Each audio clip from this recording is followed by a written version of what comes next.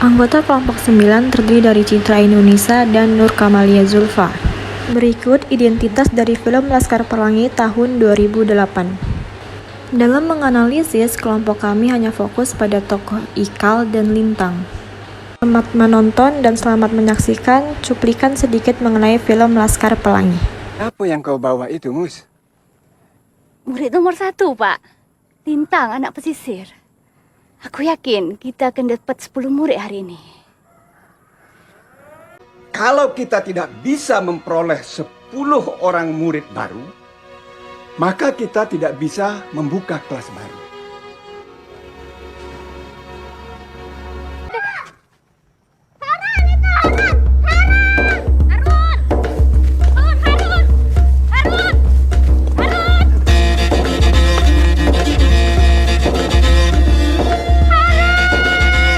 Seorang anak yang sangat istimewa telah menyelamatkan kami dan menghadiahkan senyuman bahagia di wajah Bu Mus.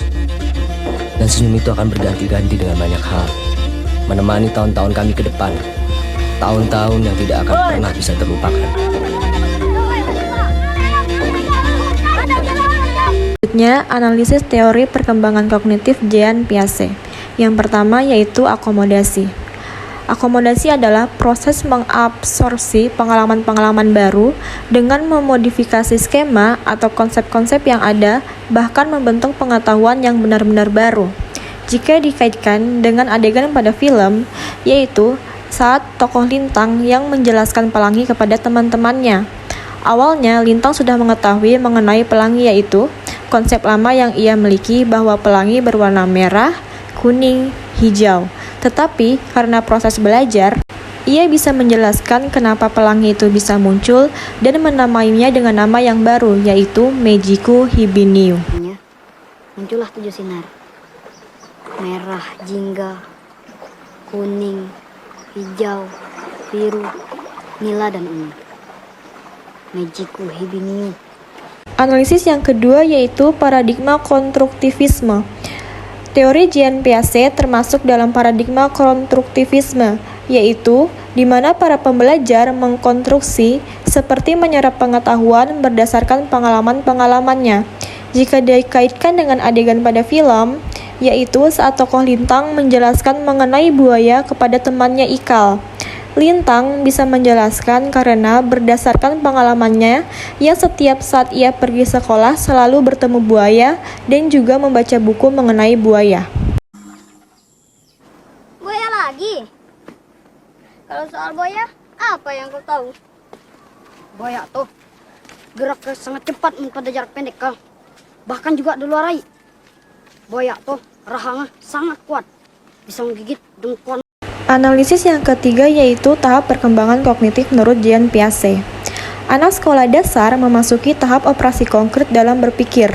Anak-anak mampu mempelajari, klasifikasi, dan mampu membalikan operasi-operasi yang memungkinkan untuk pengajaran matematika.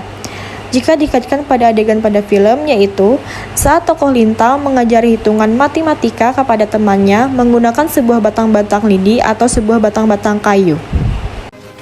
Tapi saya pilih kok 10-10. Tidak ada.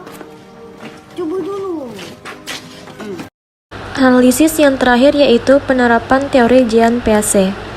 Dengan menyediakan pengalaman praktis yang langsung dengan objek-objek fisik, khususnya pada tingkat sekolah dasar. Dikaitkan dengan film yaitu saat Bu Mus membawa anak-anak muridnya melihat pelangi secara langsung. Salam, Muslimah. Nak kemana, Mus? Mengejar pelangi! Ayo, teman-teman!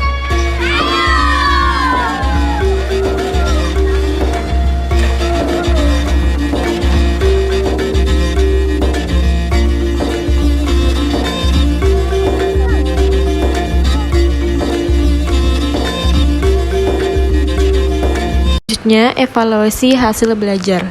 Sebelumnya, tokoh Lintang hanya tahu bahwa hewan tersebut adalah buaya, tetapi tidak bisa menjelaskan lebih detail mengenai buaya.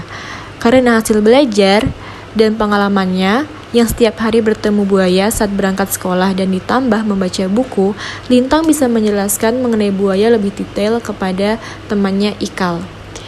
Evaluasi hasil belajar yang kedua yaitu awalnya tokoh Lintang berhitung biasa. Tetapi seiring bertambahnya umur dan tahap memasuki operasi konkret dan pengalaman belajar dalam berpikir, ia mampu memiliki ide untuk mengajari temannya menghitung matematika menggunakan sebuah batang lidi.